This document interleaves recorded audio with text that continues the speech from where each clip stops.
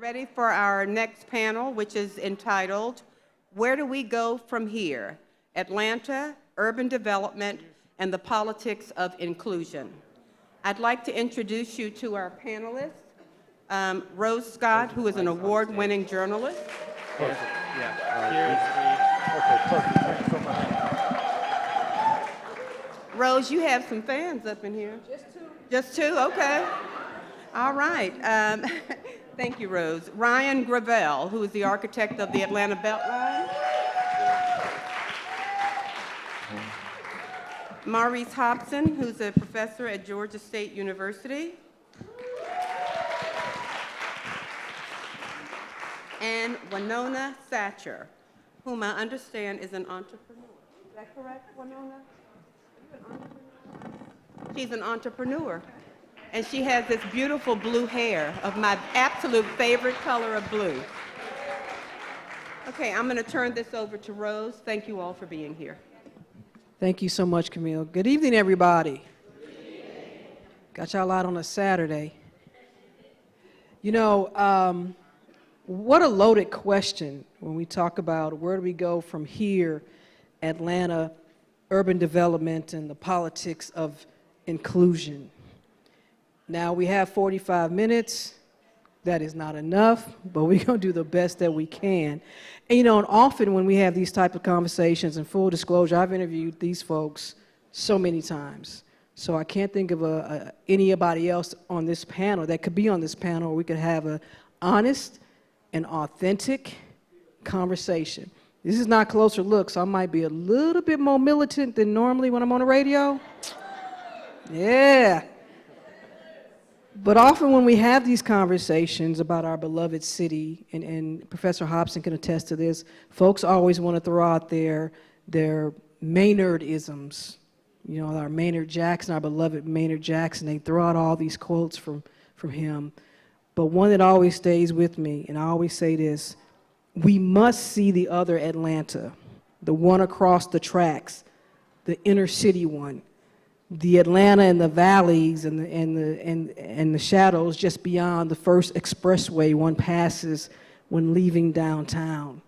That is the Atlanta we have to address. And so when we talk about where do we go, we have to begin with, well, what are we? And who are we? And I told Ryan in the VIP lounge, a few years ago, we were having this conversation, and I asked him about Atlanta's identity, and you didn't remember what you told me, did you? Ryan said, you know, Rose, Atlanta is like a gangly teenager, still trying to figure itself out, still trying to find its pathway, not knowing what the future holds. Do you remember you told me that now? I do. You still feel the same way? How do you describe this Atlanta? Because you have to talk about what this Atlanta is before we can talk about where we're going. Yeah, I think, I was just telling somebody that story earlier today, actually. I think that kind of figuring out as kind of like you're deciding where to go to college, what kind of major you're going to be. You've got a world of potential, but you might screw it up also, you know? So like, we can grow into this really beautiful, amazing place, and we could be a real standout, but it takes a lot of work and effort and discipline. And it's not always clear that we have that or that we're ready. Professor Hobson, what is Atlanta's identity? Atlanta's identity is one to where, particularly in terms of the American South, it's the newest international and world-class city of the American South. But it also bears witness to some of the most destitute and deprived circumstances for some of its citizens in this nation. And so the truth is somewhere in between. Mm-hmm. And the thing is, we have to decipher or discern what is mythical, or what is legendary, and what is actually real. And I think that once we actually have that honest conversation, I think Atlanta will be on a footing to be able to move forward. Winona? Can y'all hear? Can you hear me now? Okay. Well, first of all, born and raised in Atlanta, so always love, I can talk about Atlanta all day and all night. What I will say is a couple of things. Atlanta is a place where people were able to create policies and changes based off what they needed to get what they wanted, even in spite of very bad circumstances. An example, using infrastructural roads like Ponce de Leon, where it was really what I call the north-south racial demarcation line, right? And so Boulevard changes to Monroe. Moreland changes to Briarcliff for a reason. And in spite of that, people figured out, how do we collectively come together and pool our resources to progress, to move forward? Now I think there's a really interesting point where we are, where you have that notion as a place, but to me, Atlanta's become a space where the idea of progression has somehow now conflated with the idea of moving absolutely nowhere or going backwards fast. Because now it's not Ponce, now it's Northside Drive, where you have classism here and the bluff over here. And with those two, that place and that space have yet to converge to where collectively we are all doing well. That is, what, to me, Atlanta's identity. So let me ask y'all this then. Are there misinterpretations of Atlanta's identity that, and its place in history, which is important too, that it's actually kind of challenging to its actual existence? And is that part of the barrier before we can start talking about where we're going? Wanona? Yes, I call it the new Atlanta disease. And what I mean by that is, and this is not just Atlanta, I'm just using Atlanta as an example because we're here, I'm from here, I'm old Atlanta as far as the way I feel about it, but there's a difference between working and building something and inheriting it.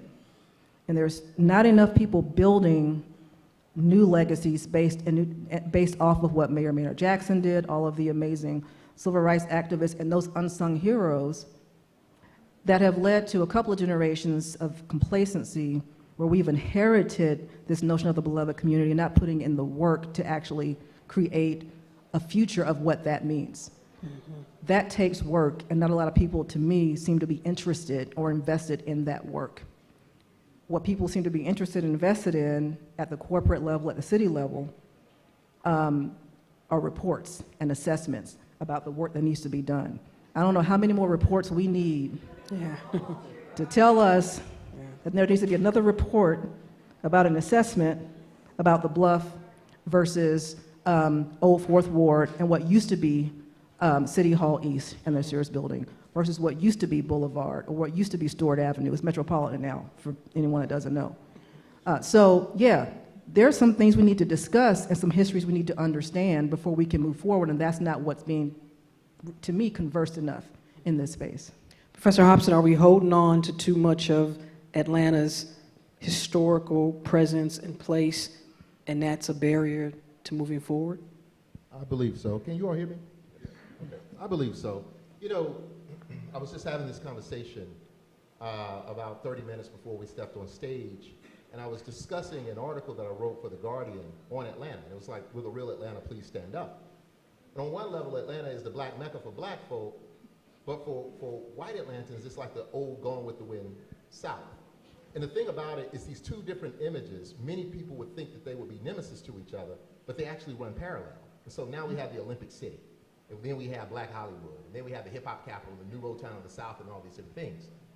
But the truth of the matter is that as good as the city has been, we can't celebrate it for doing the bare minimum of what it's supposed to do for its citizens. To give things back to the people. Yep. Cities are comprised of people, and so we have to really listen to what communities are stating and really try to get behind that. And I understand that there are different communities with different understandings and different needs and whatnot, but we have to do a better job of making sure that we put people first in this city. And I don't see that. I don't see that here. I mean, you know, when Maynard Jackson was elected in 1973 as the city's first black mayor and gave 35% of all city contracts to minority contractors, that was a particular space and time coming out of the modern civil rights movement. But now we're in a different place. And so the thing is we have to modernize our thoughts about inclusion and humanity and all of these different things. And so I'm waiting on the Atlanta that will do that. Ryan, how did you answer that as well? Yeah, I would just add, I totally agree with both of those comments. And I would just add, I mean, I think the idea that Atlanta really did do some amazing, innovative work in that space back in those days, but we haven't done it for quite a while. And the only thing I would add to it is that the city, meanwhile, is transformed in front of our eyes. I mean, it's a different place. A lot. And the leadership, whether you're talking about public sector, private sector, philanthropy, seem to have a perspective of what Atlanta is that's much more smaller, more provincial, more older, 30 years old ago. But Atlanta's a different place, whether you like it or not. And if you look ahead over the next 20 years, it's going to be a fundamentally different place, whether we want it to be or not. It's coming, it's happening. Not changing is not an option. The question is, who are we changing for? Who decides? Who benefits? And if we're not careful, we won't be making those decisions. They certainly won't be made for the people who have the least voice and the least opportunity. We won't live that legacy, because not just what Maynard Jackson did, it's the way of being in the world that supports people who don't, that give opportunities to people who don't have them. And if we're not doing that work now, in the face of all this growth and change, then we're going to wake up one day pretty soon, and it's going to be too late. And of course, it is too late for a lot of folks. Yeah. I mean, if you don't know, if Metro Atlanta is 5.5 million people, depending on how you slice and dice it. Yeah. In 20 years, it's going to grow by 2.5 million more people. That's like moving Charlotte to Atlanta in 20 years and not doing anything about regional transportation. So if you think, we got all the plans. You didn't mention plans, but we got city plans all over the place. That's in the reports. We just don't we just don't listen to the plans. We don't build, we don't do anything. But you think traffic is bad now, get ready. And the economic pressure that puts on in-town Atlanta, urban Atlanta, that has the walkable neighborhoods, transit access with MARTA, proximity to downtown, Georgia Tech, wherever, is going to be incredible. The city will probably more than double its population during that time frame. So change is coming. Yeah. And if we're not preparing with policies and investment to make sure that the people who are here, the people who make it special, people who define that identity, then they're going to be gone. And they all want to live off the Beltline. Thanks, Ryan. But isn't that the right thing, right? That's a great point, right? The Beltline is this beautiful idea that's supposed to be for everybody, right? But if we're building it and we don't have the policies in place to protect people, then it's not going to do that. It's not going to achieve that. Well, it'll achieve it for certain people, but not for everybody. So when we talk about then, and I interview Ryan all the time. I live near him, so don't tweet and say Rose Scott just went off on Ryan Gravel, because he's my buddy. And we argue about whether or not light rail will actually exist on the Beltline, right? You say it's possible?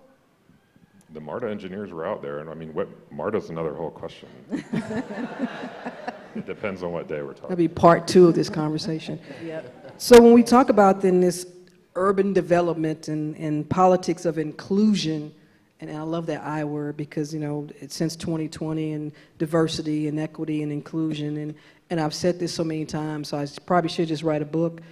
Everybody got woke in 2020, but half y'all done fell asleep already.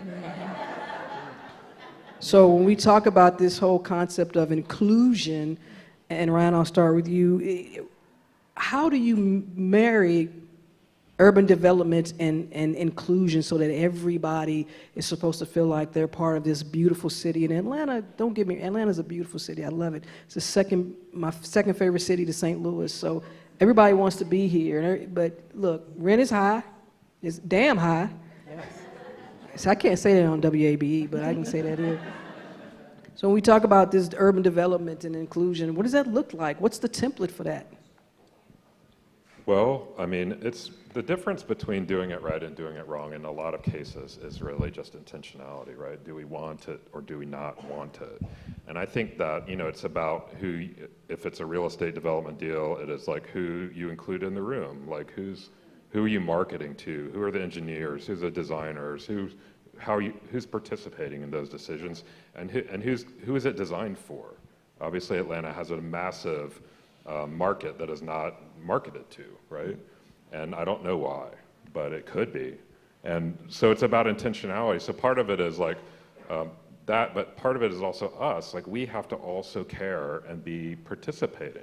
You look at the zoning changes that were attempted late last year, you can have all the right ideas. We know what to do about housing, actually. That's not the problem. The problem is that we're not doing it. And part of the problem is us, because we're not supporting those things at our community meetings or in the voting booth or, you know, all of that. So we can point fingers at, blame fingers at what's going wrong with other people, but we also have to look at ourselves. Okay. Professor Hobson, there's this, we all have heard this, everybody gets to come to the table, and I'm kind of tired of that. It's just BS about everybody can come to the table, because some folks can't even get to the door because they don't want you at the door, you know, or maybe if you don't speak a certain way, or if you're not from this club or this frat or this sorority or this Republican Party, whatever. So is it time to move beyond this, okay, everybody has to come to the table? And is this political will narrative, is that just a bunch of bull? And Ryan said it's up to us, y'all, because if I say it, I get fired, but you know. But I do think it is up to us. And again, it goes back to the point that I made earlier. We have to put people first. And let me tell you where I'm going with this. And not to harp on Maynard Jackson, I'm a historian by training, and I look back, but we have to look forward too. We have to look at the past to figure out solutions. But when Maynard Jackson got in office, and he realized that there was urban development going on, Maynard Jackson created the neighborhood planning units. And what it ensured is that folk in low income, no income housing were able to sit at the table and actually chart the direction of the development in the city. That's not been the case in the last 20 years. And what we've witnessed is an absolute assault and attack on low income, no income black people. Folks have been displaced. I mean, we can talk about the Olympification of Atlanta and what that means. In 1987, when the business elite drew an invisible circle around the city and called it the Olympic Ring, and the goal was to take back all of the downtown real estate in particular ways. Mm-hmm. When Maynard Jackson understood that that was happening, he tried to bring the people back in to sit at the table, but it didn't work. Yeah. And now when we talk about inclusion, you know, historically we talk black and white, but Atlanta's a lot more than black and white now. And we have to have serious conversations around, you know, brown people, LGBTQIA, native born versus immigrant. We really have to have these conversations. And so, you know, as we talk about moving cities forward, we have to be smarter about the table, but we have to be honest and recognize the barriers that won't allow folk to even get to the door. And that's where I see us as being foolhardy, is that we don't want to actually articulate or engage what the issues are. But and to your point, I'm going to get to Wanona, but there's another aspect of that too, and I want to be fair about this, because some folks don't know how, or they don't feel empowered. And side note, when I was covering the Atlanta public schools cheating scandal, and I talked to parents on the South Side who said, you know, Rose, I knew something was wrong. I knew my kid could not read, but I didn't know how to talk to the superintendent. I only have a 8th grade education myself. So sometimes it's, you want to be a part of it, but you just don't know how. You don't feel empowered, or you don't feel that, you know, you are even warranted to be at the table. So we've got to change that as well. Absolutely. Wanona? Yeah, I mean, well, I think that's why it's critical. I'm kind of personally past this notion of sitting at someone else's table as that being the answer. The reason why my company is called Makers is because I feel like we're at a point where the beauty, let me back up. The beauty of the civil rights movement and other movements that were an extension of civil rights movement, example, the farm workers movement in California. The reason that, one of the many reasons why it was so successful, they were so successful, was because they tied change to a broader conversation. And it wasn't just black and brown. It was really built to say, if we don't do certain things and have certain policies, capitalism will not work. And so once it was tied to consumerism, you know, if they do that bus boycott, we're going to lose some money. Well, that's been done already, right? And so what kind of irritates me when people say, well, they're going to do something in the state politically I don't like, I'm going to move. Move where? This is an American problem, which means that a big part of it is understanding what is your role, because, Ryan, they are correct. We are the ones to make the difference. But instead of being really about the consumerism piece of it, to me what's more powerful, the powerful opportunity to move forward is to be on the production side of it. How do we create and democratize access to the infrastructure needed to build the tables by the people who live there versus somebody else building the table for me and saying that that's my power? That is not your role. I know what my power is. Now, going back to Mayor Maynard, it's hard not to talk about Mayor Maynard Jackson. Right. But one good example is Little Five Points, one of my favorite neighborhoods. And one of the reasons I love that neighborhood, well, a lot of reasons I love Little Five Points, but one of the main reasons is the history of that and how Mayor Maynard Jackson, so first of all, there's strategy involved when you want to make a difference. Like you have to, what is the strategic capacity, right? And there are three pieces of strategy that's important. Tactics, targeting your resources, and timing. Timing is critical, which is a good gentrification conversation on timing. But what the community basically did was say, we're going to gentrify our own shit. And what I mean by that is, we are going to set the tone for what we need to get what we want to make sure this is an equitable and inclusive community. The beauty of what Mayor Maynard Jackson was now coming from the government side, which is different than what I'm not seeing today, is that he said, you are going to lead the policy and build the tables.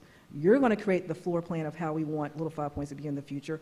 But as a government official and mayor, I will support that by bringing the high wealth and the investors to the table that you have created versus some economic development office in the city of Atlanta saying, we're building the table and telling corporations how you should respond to them. That is a problem. So we've got to figure out a way to inspire, not empower, because I'm very careful about that word, but inspire our residents, especially those that can't make MPU meetings because they might work third shift, right? Like a lot of MPU meetings went from the beauty of being built to now I'm just going to go and complain about something that has nothing to do with the actual problem.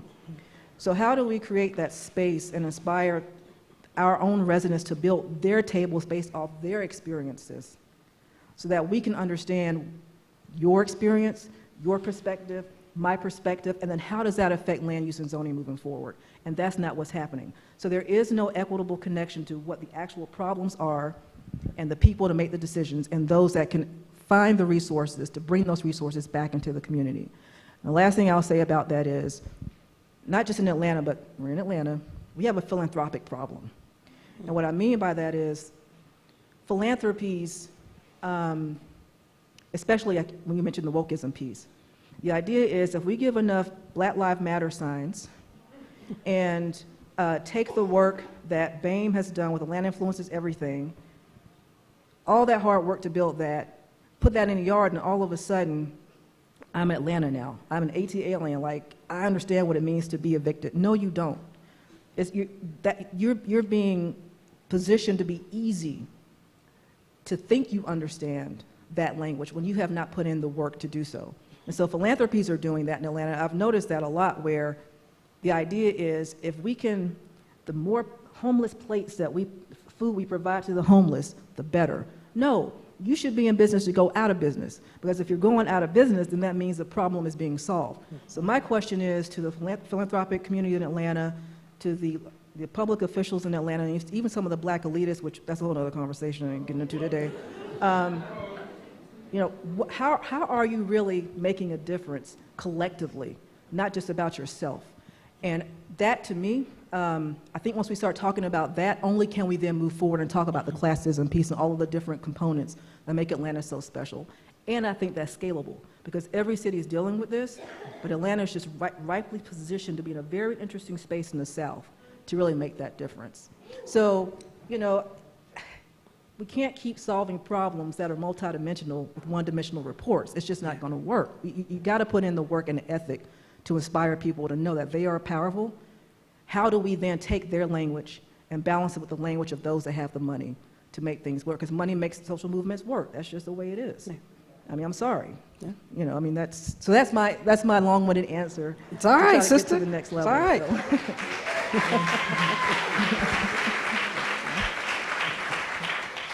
Ryan, is this a issue? Obviously, and I heard this before, and the next time somebody says it on my show, I think I'm going to take a shot of something. They say, well, Rose, it's a holistic approach.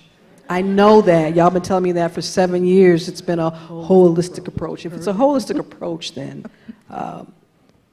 is there a sector that's not showing up? Talked about the philanthropic community. You want to talk about them? That's fine. Let's get to it. I mean, is that a missing sector here? Yes. Okay, show's over.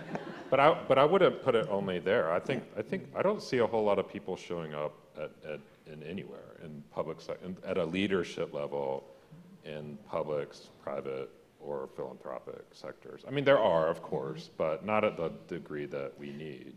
But is the problem also too that? But I think to Wanona's point, like the problem isn't the solutions aren't found in the C-suites, and they're found at the cultural creators. The idea that BAME and Atlanta influences everything, like that's the table, right? Inviting him to BAME to a table is not the answer. Right. The table of some C-suite somewhere else, Especially when the reason Atlanta is really successful right now and having this kind of moment globally is because of the cultural creators, and that's the energy. That's why people want to be here, not because the VPs at Coca-Cola did something really special. Well, they want to. They want the culture and they want the swag, but they don't want the pain. Right. And they don't want the people with the pain. They want to frame the conversation based on their perspective, which is why they're creating those tables and making all the blue ribbon committees. Don't get me started on blue ribbon committees. Professor Mo, the other issue, I think, and I've had people talk about this, and I want to stick with the philanthropic community because I think it is important in terms of public and private partnerships, is that when there's an issue that everyone then wants to zone in on, they focus on that for 2 or 3 years. And I remember there was a time when nobody wanted to talk about the sexual exploitation of children. And Shirley Franklin and Deborah Richardson and Nancy Boxell and Stephanie Davis and Nina Hickson, Judge Nina Hickson, they all pleaded and tried to get people to address this issue, child sex trafficking. Nobody wanted to talk about it. Then Brad and Angeline started dealing with it, and Jada started dealing with it, and it became the new black, and everybody wanted to do something about it. When you have folks that were fighting for years with this issue. Is that a problem too, because all the foundations are focusing on one thing because it's the new black, and then meanwhile, folks in Grove Park, now y'all want to talk about housing. Well, grandma done lost her house now, so what we gonna do? I absolutely agree. I mean, and the thing about it is I'm always so disappointed with the public on how the new black becomes the new thing and a new conversation. And I'm like, well, where are the leaders? Like, someone needs to say, well, that's not necessarily the plan of action. Like, this is the big issue right here, right now. And so, I've always been one of those persons to do that. But the conversation, particularly about, exploitation, particularly children, I mean, Atlanta's always been a travel hub. The political economy of Atlanta is travel, is transportation. Mm-hmm. And so whenever you have transportation, of course, you always have an influx of people that are moving and shaking in particular ways. But then we begin to talk about, this conversation around urban renewal and gentrification, annexation, education, housing, public transportation in terms of, and the interesting thing about a city like Atlanta is, and I say this with no disrespect, I love this city, but you don't get much for living in the city of Atlanta. It's not like being in New York where you can hop on a train and then you walk 3 blocks and be at your place. You still got to deal with all the traffic and all these different kinds of things. But in saying all of that, Atlanta's a city to where public transportation is really to get people with jobs, to get wealthy people with jobs downtown or to the airport. But it's not for the masses of people to get to where they need to go. That's the intentionality piece that you just made mention of. And so, and we really do have to talk about this conversation in terms of education, because the children are our future, and the quality of education is based on residential taxes and some particular things. And so you can see where there's a failure with that, and then we have this kind of displacement of people. And so we talk about the philanthropic piece and just doing the bare minimum, but we also got to get the people to show up. And I will say this, and Rose knows that I'm notorious for this. In 2020, I teach at Georgia State, and I used to be notorious for telling my students, the reason we're in this predicament is because you all didn't go vote. And then 2020 took place, and all the young people, they were sending me emails. I went and voted, and we did something good. I'm saying that to say that I have to give our young people their credit. They put their lives on the line in 2020. They protested, they argued for democracy.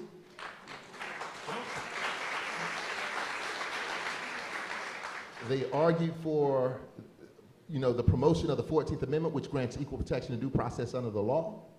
They really put their lives on the line, and so now they have a shingle to hang on, to be like, we have made a contribution. And so I want to believe that we're going to have a new demographic that will show up, and our young people are talented, and so we have to lean into that. All right. Winona, when we talk about, and again, Maynard's vision for Atlanta, and that was 1973, and this question of where we're going to be, in 2030, if we don't address all of these issues and do more than address, but have some probable outcomes, what is the city in 2030? What does the city look like? Probably not a city I want to be in, even though I'm from here. Home is a very interesting place. And sometimes you have to show up and show out in a different place to see home better than where you left it, or to see home with the half glass full. I'm usually a half glass full person, but only if there's a strategic plan, only if there are leaders that are defined. And during that time, what you find that leadership requires creativity. And that's why having creatives at the table to build the tables as well is critical, because that's what social movements are. It's all about, it's kind of like jazz, right? It's about improvisation. Yeah. So I used to work back in Durham, North Carolina for the city of Durham. I lasted 4.5 years, gained weight, and got gray hair, because I found out the hard way, government is not a creative place. At all. And the more creative you are, the more in trouble you're going to get. So I left. And, well, actually, before I left, what was difficult for me was being born and raised in Atlanta. The way I was raised was, and it's not just Atlanta, but this is where I'm from. We were raised to be, I was raised to be a change maker, a change agent. I was raised to make a difference. I was raised to leave a footprint. And to not have been allowed to do that was heartbreaking. And I remember my aunt saying, I was so angry for the first 5 minutes after she said it, but I got over it. She said, some systems you can't change, and it's time to go. And so what I realized was, that's interesting, because we have two pieces of this, where we're going to be in 2030, and that is the beauty of what you were just saying about how young people showed up, which is critical in any movement, to tear down systems that are actually working where they're supposed to. So that's difficult. But while you're tearing down those systems, there has to be those of us, Herman Russell was an example, that are building new systems. Because if you're tearing down something and don't have anything in place, where are you going to go? Are we actually ready?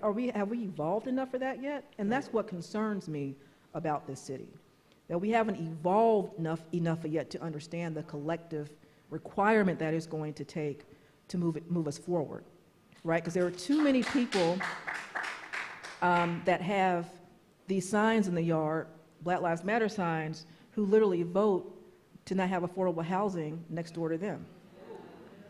So we need to redefine what that means. What is affordability? How do we co-create in a place that is equitable in the sense that your success is also my success, and it's also the success of 7 generations coming up? Those are new systems. We can't keep doing the same thing we've been doing because it only works for certain people. So that's going to require people to show up and do the work, and come to terms with their own biases, their own prejudices, and use that to their advantage. And a part of that is understanding the value. This is a tactical piece of a strategy. Understanding your value and your role. And value is interesting because we're often taught that our communities don't matter until someone outside of our communities or a corporation says that it matters. When in fact, obviously, our communities matter because you wouldn't be working so hard to displace people from these communities, right? So don't tell me that I don't have a value and the power. But the beauty is, though, once you understand that you have that power and that value, you become even more valuable, right? You become even more of a force.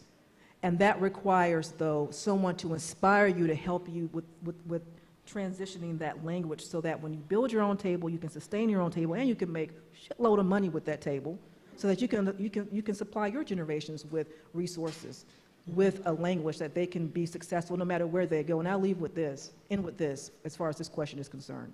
2030 Atlanta, to me, I hope, is a place where kids don't have to leave to be successful. And if they do leave, it's a place they can come back to and leave their impact and their mark their way, but in a way that is for the collective. Versus, and you've heard this before, right? In a cool rap song, people are like, yeah, my haters motivate me and all that. I mean, that's cute, but my rivals don't motivate me. What motivates me is those that have left a legacy that were told they were not of no value, that we now know are of value, but how do we bottle that? And how do we quantitatively measure that? And what is the outcome of that? We need to have a strategic plan in place, not something where we just meet up and say we went to an NPU meeting, but where we actually mobilize resources to move those ideas forward. And that takes creativity, and we need more makers at the table. We need more makers building the table, and we need to pay our makers for what they're worth. Absolutely. That's just how I feel about it. Absolutely. And y'all get those Black Lives Matters signs out your yard if you ain't buying black, supporting black people, Right. and brown people, Thank you. and women-owned businesses. Thank you, Rose. I'm gonna come take them, snatch them up, I'm telling you. Please. Right. Corporations too. Microsoft, y'all hear us. Like for Google, I need y'all to procure us now. Like, pay us. Professor Mo, 2030, what is Atlanta, what should Atlanta look like? I want optimism here. You know, this is a trick question. It's a curveball, but it's a curveball because Georgia has the opportunity. Atlanta, and as Atlanta goes, so does Georgia. Georgia has the opportunity to deliver democracy. Yes. But will we do it? I don't. And that's the question. To me, that's the linchpin. And so this is the thing. You know. I'm thinking about this, and let me just give you all a little bit of what's going on. Those people that were displaced in the 1980s and 90s due to the Olympification of Atlanta is what I call it. Techwood. They pushed them to Clayton County, and guess what? Clayton County delivered the nation for democracy in November 2020. Right. The other people were pushed to DeKalb, and guess what? In January 2021, DeKalb County delivered the Senate for democracy. But then we had, and I'm just going to be very honest with y'all. We had the Atlanta Braves win the World Series. Hey, I'm a Braves fan. The Georgia Bulldogs, I'm not a fan, but they won the national championship in college football. And now everybody in Georgia is saying, oh, we're Georgia now. But what does that mean for democracy? We got Georgia Bulldogs running for the Senate, but will they deliver democracy? So the question about this hinges on whether or not Georgia is going to stand up and give the voice back to the people without all of these shenanigans and politics and whatnot. Let the people stand. And if Georgia's able to do that, then I can have a clearer vision on what it will be. I was talking to a mentor of mine, very prominent ambassador that lives in the city, so that should be indicative of who it is. And he was telling me that, 20 years ago, there was a move to put another loop around the city, another 285 around the city, 30 miles out. That's on the table right now, which means that it will further push low income, no income, who just so happen to be black in this area, further out and build a wall around the city. So are we a tale of two cities? Will we deliver democracy? Or will we build walls that we fought so hard to knock down most recently? So I shouldn't answer a question with a question, but Rose, I throw the question back at you. I got you. That's what I do, ask questions. That's right. Ryan, 2030, first of all, is the Beltline going to be finished by 2030? That's what I want to know. Because we have this running joke. What's going to be finished first, Plant Vogel, the Beltline? I don't know. I have no idea, but Just wanted to know, it's going to be finished by 2030. Why are you looking at me? You know I never had a role in making any decisions about that thing. That is very true. Atlanta, 2030. I mean, they said it all. I'm optimistic about it. I think that we will deliver democracy, and I think that we will do the right thing. I think there's an inevitability to it, just the politics of the state, the demographics of the state are changing in a way that will deliver that. What we do with that democracy once we have it, it might be a question. I'm excited about the city, the transformation of the city in terms of its kind of physical form, which is mostly my world. I think it's growing to a really beautiful place. I'm hoping that it's that all of our beautiful people get to live in it. But I mean, they'll be able to live in Metro Atlanta, but how far out they have to live is a question. Yeah, define Metro. Ryan is always, he sees things with rose-colored glasses. I love it. I've never heard Ryan say Rose-colored anything negative about anybody, and he probably should, but We should hang out more. we should hang out more. Where's the tequila? There you go. Ryan Gravel, Professor Maurice Hobson, Wanona Satcher, thank you so much. Thank you all for being here. Good job, Professor. Great job. And I don't know, Camille, this is the dopest forum thus far, right? Yes. Tell the mayor I said that. Thank you all. Thank you all.